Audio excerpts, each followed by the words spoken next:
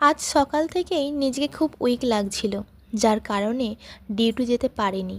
মা দিদি দুজনেই বলল যে কদিন নিজেকে একটু রেস্ট দে, ছুটি নিয়ে বাড়িতে থাক। ওদের কথা মতোই ঠিক করলাম যে বাড়িতে কদিন থেকে একটু রেস্ট নিই। বাট বিকাল হতেই কেমন যেন একটা ফিল হচ্ছিল। আসলে যারা প্রচুর হার্ডওয়ার্কিং তারা কখনোই বাড়িতে খুব একটা থাকতে পারে না।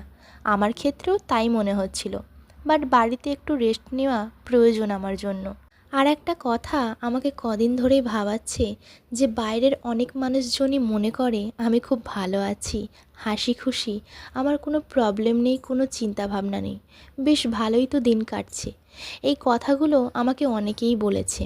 তাদের ক্ষেত্রে একটাই কথা বলতে চাই, যার যতই প্রবলেম লাইফে থাকুক না কেন সেই প্রবলেমগুলোকে বেশি প্রায়োরিটি দিলে আরও বেশি নিজেকে ডিপ্রেশনের দিকে মনে হয় ঠেলে দিই।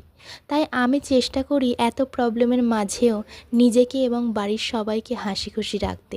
সবার লাইফে কিছু না কিছু প্রবলেম আছে, আর এটাই নর্মাল, সেটা সবাইকে প্রকাশ করা যায় না। আর যারা এটা ফেস করে তারাই একমাত্র বুঝবে।